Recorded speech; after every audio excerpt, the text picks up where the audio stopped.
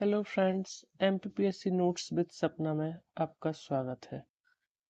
अभी तक की वीडियो में हमने हड़प्पा सभ्यता, ऋग्वैदिक काल और उत्तर वैदिक काल की राजनीतिक, सामाजिक, आर्थिक और धार्मिक स्थिति के बारे में देखा। आज हम महाजनपद काल के बारे में क्वेश्चन आंसर देखेंगे। महाजनपद काल की कालावधि 600 ईसा पूर्व से 325 ईसा पूर्व तक रही। महाजनपद काल का उदय किस प्रकार हुआ?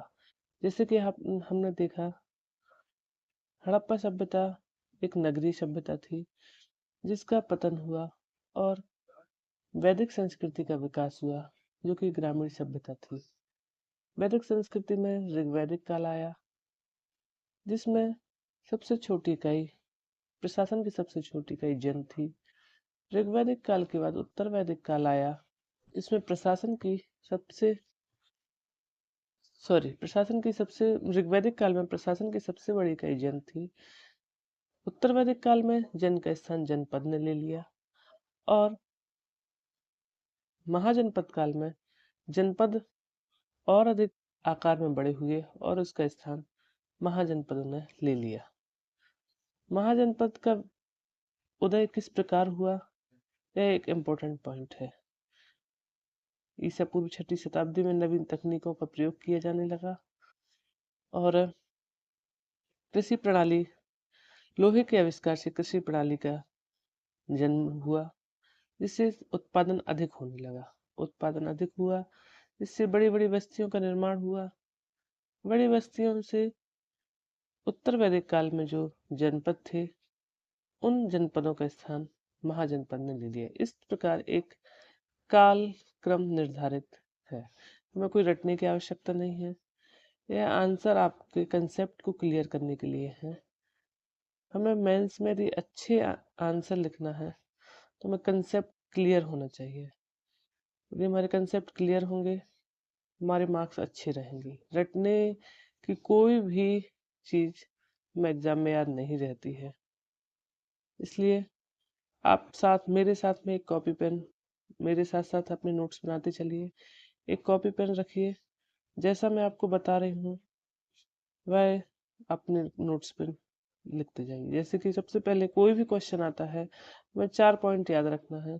सबसे पहले उसका परिचय देना है, फिर इतिहास से संबंधित यदि प्रश्न है तो उसमें एक छोटा सा मैप बनाना है, फिर हमें उस इतिहास की जानकारी कैसे प्राप्त हुई, उसके स्रोत क्या है वह देना है 3rd नंबर पर। 4th नंबर पर उसके क्वेश्चन का मेन बॉडी, जैसे कि पूछा गया है राजनीतिक दशा का वर्णन, तो राजनीतिक दशा कैसी थी वह। और 5वें नंबर पे हम लिखेंगे निष्कर्ष। इस तरह से या 7 मार्क्स में क्वेश्चन आए या 10 मार्क्स में क्वेश्चन आए, हमें परिचय, मैप, स्रोत, मेन बॉडी और निष्कर्ष, इन 5 पॉइंट को अपने दिमाग में बिठा लेना है। बार बार प्रैक्टिस करना है इन 5 पॉइंट के आधार पे हमारा आंसर हो, तभी हमें दूसरों से ज्यादा नंबर मिलेंगे। और मेंस में पास होना कोई बड़ी बात नहीं है, लेकिन अच्छे नंबर लाना एक बहुत बड़ी चीज है। यदि अच्छे नंबर लाएंगे तभी हम कोई पोस्ट पा पाएंगे। इसलिए अपने आंसर को दूसरों से अलग लिखना यदि आप चाहते हैं तो कुछ अलग करना होगा। चलिए देखते हैं आज के क्वेश्चन।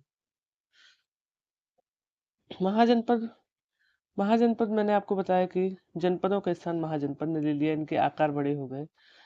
तो जनपद महाजनपद 16 महाजनपदों का उदय हुआ। सिंधु नदी से तीस्ता नदी तक फैले हुए थे। आपको दिखाई दे रहा है यह तीस्ता नदी, यहाँ पर सिंधु नदी है। यहाँ पर पाकिस्तान में कंबोज, गंधार, कुरुक्षेत्र के पास जो वर्तमान में कुरुक्षेत्र है वहाँ कुरु महाजनपद, पांचाल, दिल्ली से लगी हुई, दिल्ली से ही यमुना नदी गुजरी, वहाँ सुरसेन मत्स्य जनपद, चेदी जनपद नर्मदा नदी के उत्तर में, अवंती जनपद, वत्स जनपद गंगा नदी के पास, काशी वज्जीय, आधुनिक पटना के पास मगध जनपद, अंग जनपद और गोदावरी नदी के तट पर अस्मक जनपद। इसमें गौर करने वाली बात है कि सभी 15 जनपद नर्मदा नदी के उत्तर में थे। केवल अस्मक जनपद है जो है वह नर्मदा नदी के दक्षिण में था। यह जनपदों की राजधानी है, इन्हें याद करने की आवश्यकता नहीं है, फिर भी आप एक बार देख लीजिए। इस तरह से हमारा ये मैप है, इसको आप एक बार दिमाग में बिठा लीजिए। एग्जाम में आप इसका 50% भी बना के आते हैं। यदि कोई भी महाजनपद से को संबंधित क्वेश्चन पूछा जाता है तो आपका आंसर दूसरों से अलग रहेगा, जो कि आपके नंबर को इंक्रीज करने में मदद करेगा। अब क्वेश्चन आता है, महाजनपद काल की राजनीतिक दशा का वर्णन कीजिए। यह पहले क्वेश्चन पूर्व की परीक्षा में पूछा जा चुका है। वही मैंने आपको बताया, सबसे पहले हम परिचय देंगे।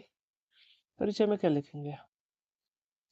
महाजनपद काल का परिचय। उत्तर वैदिक काल में कुछ प्रमुख जनपदों का विकास हुआ जो बाद में महाजनपद में बदल गए। इनका विस्तार सिंधु से तीस्ता नदी तक रहा। कालावधि 600 ईसा पूर्व से 325 ईसा पूर्व। लोहे के उपयोग, कृषि के विकास के साथ साथ शहरों का उदय हुआ, जिसे द्वितीय शहरीकरण कहा गया। इस द्वितीय शहरीकरण के साथ ही महाजनपदों का उदय हुआ। मैंने आपको बताया था 2018 का क्वेश्चन है, द्वितीय नगरीकरण पर टिप्पणी लिखिए। द्वितीय नगरीकरण, महाजनपद काल के उदय को ही द्वितीय नगरीकरण कहा गया है। इसके कुछ प्रमुख कारण भी थे कि यह द्वितीय नगरीकरण क्यों हुआ। तो महाजनपद का उदय या द्वितीय नगरीकरण के उदय के प्रमुख कारण हम देख लेते हैं। सबसे नीचे मैंने दिया हुआ है। कृषि का विस्तार हुआ, कृषि विस्तार हुआ, कृषि का अधिशेष बढ़ा। कृषि का विस्तार क्यों हुआ? क्योंकि लोहे का आविष्कार हो गया था। कृषि का अधिशेष उत्पादन होने लगा, जिससे नई नई बड़ी बस्तियों के विकास का मार्ग प्रशस्त हुआ और इससे उत्तर वैदिक के जनपद महाजनपद में परिवर्तित हो गए। इसे ही द्वितीय नगरीकरण कहा गया। सेकंड पॉइंट है, युद्ध तथा विजय के परिणाम स्वरूप वैदिक जनजातियां आर्य अनार्यों के संपर्क में आए, जिससे क्षेत्र बढ़े, जनपदों का एकीकरण हुआ, महाजनपद का निर्माण हुआ। कुछ महाजनपद अपनी आंतरिक सामाजिक राजनीतिक संरचना में होने वाले परिवर्तनों के कारण विकसित हुए। यह महाजनपद के उदय का भी कारण है, द्वितीय शहरीकरण का भी कारण है। इस तरह से हम कुछ प्रमुख महाजनपदों के नाम लिख देंगे, जैसे कि मगध, कौशल, वत्स, अवंती, कुरु, वज्जी। ये सब कुछ प्रमुख महाजनपद हैं। अभी महाजनपद के बारे में हमें जानकारी कहाँ से प्राप्त होती है, यह एक महत्वपूर्ण पॉइंट है। हमें हर आंसर में स्रोत को लिखना है। पुरातात्विक स्रोत, काले मृदभांड, मुद्रांत या आहत सिक्के या पंचमार्क सिक्का भी जिसे कहते हैं। साहित्यिक स्रोत, उस समय एक नए धार्मिक आंदोलनों का उदय हुआ, जिसमें बौद्ध साहित्य का विकास हुआ, जैन साहित्यों का विकास हुआ। बौद्ध साहित्य अंगुत्तर निकाय, महावस्तु, सुप्त पिटक, विनय पिटक। जैन साहित्य भगवती सूत्र। इन सभी पॉइंट पर 3 मार्क्स में क्वेश्चन आ सकता है और पहले आया भी है। इन्हें आप 3 मार्क्स में तैयार कर लीजिए, आपका काम हो जाएगा। जैन साहित्य भगवती सूत्र, विदेशी विवरण, निरयाकस, जस्टिन प्लूटार्क, अरिस्टोबुलस एवं अनैक्सिटिस की रचनाएं, जिनसे कि हमें महाजनपद कालीन जानकारी प्राप्त होती है। ब्राह्मण ग्रंथ से उपनिषद, एक संख्या 108, जिन्हें वेदांत भी कहते हैं। वेदांग 6, सूत्र 4। इस तरह से हमारा परिचय, स्रोत और महाजनपद के उदय के कारण पूर्ण होता है। अब आता है महाजनपद कालीन राजनीतिक दशा, जो कि क्वेश्चन की मेन बॉडी है। जैसे कि मैंने आपको कल दिखाया, यदि आपने कल का वीडियो नहीं देखा है तो प्लीज एक बार जरूर देखें। इसमें उत्तर वैदिक काल और ऋग वैदिक काल की राजनीतिक दशा की तुलना की गई है। जब आप पहले वाला वीडियो देखेंगे तो इससे कंसेप्ट क्लियर होंगे और महाजनपद काल में आपको याद करने की कुछ भी आवश्यकता नहीं पड़ेगी। वहां पर मैंने बताया था परिवार पितृसत्तात्मक था, यहाँ भी पितृसत्तात्मक था, असमानता थी। जनपद का आकार महाजनपद ने लिया था। पहले युद्ध गायों के लिए होता था ऋग्वैदिक काल में, अब क्षेत्रों के लिए होने लगा। राजा की स्थिति पहले शक्तिशाली, ऋग्वैदिक काल में राजा का निर्वाचन कबीले द्वारा होता था, निर्वाचन होता था, गणतंत्र तरीके से होता था। फिर राजतंत्र हुआ उत्तर वैदिक काल में और महाजनपद काल में यह निरंकुश राजतंत्र में परिवर्तित हो गया। राज्य की संकल्पना स्पष्ट हुई, भौगोलिक सीमाएं गढ़ी जाने लगी क्योंकि युद्ध होने लगे थे। युद्धों से क्षेत्रों का विस्तार हुआ था और भौगोलिक सीमाओं में वृद्धि हुई थी। सेना, स्थायी सेना रखने लगी थी, जबकि ऋग्वैदिक और उत्तर वैदिक काल में स्थायी सेना नहीं थी। यहाँ प्रशासन की सबसे छोटी इकाई ग्राम थी। प्रशासन वहां पर ग्रह थी, ग्रह, ग्राम, विस, जन। यहाँ पर ग्राम थी। सबसे बड़ी इकाई महाजनपद थी। कर, बलि और भाग कर थे। सभा और समिति का महत्व लगभग समाप्त हो गया था। स्वतंत्र नौकरशाही का जन्म हुआ था। सभा में कुछ संघ के लोग शामिल थे। जाति संगठन प्रभावी हो गया था। जबकि ऋग्वैदिक उत्तर वैदिक काल में जातीय संगठन का प्रादुर्भाव हुआ था। यहाँ पर जाति संगठन प्रभावी होता गया, जो कि वर्तमान में अत्यधिक प्रभाव में है। प्रशासनिक व्यवस्था संगठित एवं सुनियोजित थी। मंत्रिपरिषद का गठन था। इस तरह से हम 10 पॉइंट में राजनीतिक दशा का वर्णन करेंगे। हम एक तुलनात्मक अध्ययन करेंगे। आप नोट्स बनाइए, तीनों को तुलनात्मक अध्ययन के रूप में लिखिए। आपको याद करने की कुछ भी आवश्यकता नहीं है, बस इन्हें समझते चलिए। कल लेकिन बस एक रिक्वेस्ट है, आप कल का वीडियो जरूर देखिए। यदि आपको वीडियो अच्छे लग रहे हैं तो प्लीज़ लाइक और सब्सक्राइब कीजिए, जिससे मैं आगे भी आपको इस तरह के वीडियो बना दे सकूं।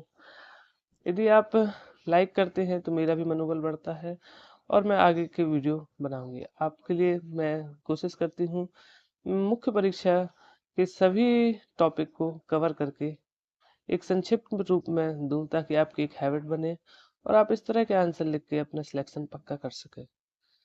अब हुई महाजनपदकालीन। सबसे पहले थी परिचय। परिचय के बाद हमने स्रोत देखा। स्रोत के बाद हमने राजनीतिक दशा। राजनीतिक निष्कर्ष। निष्कर्ष में लिखेंगे महाजनपदकालीन राजनीतिक व्यवस्था ऋग्वैदिक गणतंत्र एवं उत्तर वैदिक कालीन राजतंत्र व्यवस्था से ऋग्वैदिक कालीन में गणतंत्रीय व्यवस्था एवं उत्तर वैदिक कालीन में राजतंत्रीय व्यवस्था से निरंकुश राजतंत्र में परिवर्तित हो गई, जो अंततः 26 जनवरी 1950 आते आते पुनः गणतंत्र में परिवर्तित हो गई। पहले गणतंत्र था, फिर राजतंत्र हुआ, फिर निरंकुश राजतंत्र हुआ, अंततः 26 जनवरी 1950 को पुनः गणतंत्र में परिवर्तित हो गया। इस प्रकार महाजनपदकालीन की राजनीतिक दशा का क्वेश्चन पूरा होता है। नेक्स्ट क्वेश्चन आता है महाजनपदकालीन सामाजिक दशा। विवाह, गंधर्व विवाह, प्रेम या प्रेम विवाह, राक्षस विवाह, अनुलोम विवाह, बहु विवाह, सती प्रथा के साक्ष्य भी उपस्थित हुए हैं। महिलाओं की दशा दयनीय थी। दहेज प्रथा का प्रारंभ महाजनपद काल से ही प्रारंभ हो गया था। दास प्रथा का अत्यधिक विकास हुआ। कृषि कार्य किया जाने लगा। दासों से कृषि कार्य लिया जाने लगा। विधवा विवाह विशेष परिस्थितियों में विधान था और जाति व्यवस्था का प्रसार हुआ। ये 5 पॉइंट है सामाजिक दशा। किसी भी काल की सामाजिक दशा में हम विवाह, महिलाओं की दशा, दास प्रथा, जाति व्यवस्था इत्यादि लिखकर अपना आंसर पूरा कर सकते हैं। नेक्स्ट क्वेश्चन आता है महाजनपदकालीन आर्थिक दशा का वर्णन कीजिए। मैंने आपको पहले बताया लोहे का आविष्कार हुआ। लोहे का आविष्कार से कृषि की प्रधानता हुई। नगरों का विकास होने लगा। युद्ध में अस्त्रों का प्रयोग होने लगा। कृषि का उत्पादन बढ़ने लगा। हस्तशिल्प उद्योगों को बढ़ावा मिला। लेन देन की विनिमय प्रणाली प्रारंभ हुई, जो कि आहत सिक्के के रूप में थी, जो कि चांदी के बने होते थे। व्यापारियों की संस्था का विकास हुआ। 2 प्रकार की संस्थाएं देखने को मिलती हैं, श्रेणी और पूग। श्रेणी एक जैसा व्यवसाय करने वाले व्यापारियों की संस्था थी, जबकि पूग अलग अलग व्यापार करने वाले व्यापारियों की संस्था थी। बंदरगाह भरूच, ताम्रलिप्ति, सोपरा आदि का वर्णन हमें महाजनपदकालीन आर्थिक स्थिति अर्थव्यवस्था में देखने को मिलता है। भूमि के उपहार एवं बिक्री के भी साक्ष्य मिलते हैं। इस तरह से महाजनपदकालीन राजनीतिक, सामाजिक, आर्थिक दशा का वर्णन किया जा सकता है। महाजनपदकालीन धार्मिक दशा एक बहुत ही इंपॉर्टेंट पॉइंट है। जनपदकालीन युग में धार्मिक आंदोलनों का प्रादुर्भाव था, जिसमें सबसे पहले ब्राह्मण धर्म का उदय हुआ, जिसमें वेद, उपवेद, ब्राह्मण, आरण्यक की रचना की गई। बौद्ध धर्म का प्रादुर्भाव हुआ। इसमें प्रमुख सुक्त पिटक, विनय पिटक, अंगुत्तर निकाय।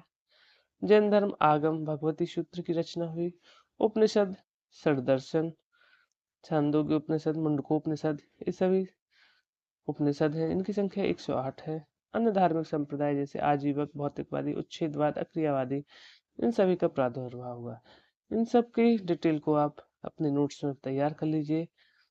ब्राह्मण धर्म में वेद हैं। वेद कितने हैं? वेदों के उपवेद क्या है, इनके ब्राह्मण क्या हैं, इनके आरण्यक क्या हैं। बौद्ध धर्म के सुत्त पिटक, विनय पिटक, अंगुत्तर निकाय के बारे में। और जैन धर्म सभी की एक 3 मार्क्स में आप आंसर तैयार करके अपने पास रखिए। 3 मार्क्स में भी क्वेश्चन आएगा तब भी हमारे काम में आएगा। और यदि धार्मिक दशा का वर्णन आता है 200 वर्ड्स में, तब हम इन सभी पॉइंट के 3-3 लाइन में लिखकर अपना आंसर कंप्लीट कर सकते हैं। निष्कर्ष सबसे इम्पोर्टेंट है, क्योंकि मार्क्स यही इसी को पढ़कर मिलते हैं। सबसे लास्ट पॉइंट रहता है निष्कर्ष, और निष्कर्ष जितना प्रभावी होगा मार्क्स उतने ही अच्छे मिलेंगे। तो निष्कर्ष हम देखते हैं। महाजनपद काल एक धार्मिक रूप से विविधता से भरा काल था, जिसमें अनेकता में एकता के दर्शन होते हैं। इस काल में वैदिक धर्म के साथ साथ नए धार्मिक संप्रदायों का उदय हुआ। धार्मिक सहिष्णुता और धार्मिक नेताओं के प्रभाव ने इस काल की धार्मिक दशा को आकार दिया। इस तरह से महाजनपदकालीन हमारी दशा राजनीतिक, सामाजिक, आर्थिक और धार्मिक दशा का वर्णन पूरा होता है। यदि वीडियो अच्छा लगा हो तो प्लीज लाइक जरूर करें। अब नेक्स्ट 16 महाजनपद थे, जैसा कि मैंने आपको सबसे पहले बताया। 16 महाजनपद में सबसे इम्पोर्टेंट जनपद था मगध।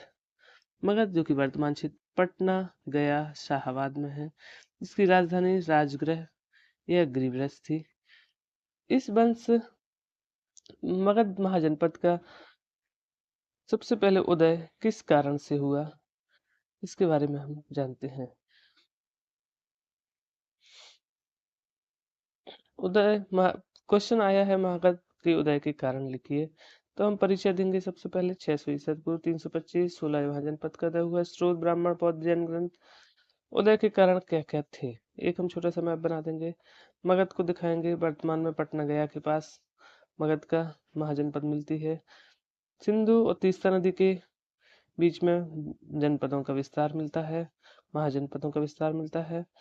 उदय के कारण क्या है मगध जनपद के, मगध महाजनपद के उदय के कारण? पहले भौगोलिक कारण, अनुकूल भौगोलिक परिस्थितियां थी, उपजाऊ मिट्टी थी, वन थे, संसाधनों की पर्याप्तता थी।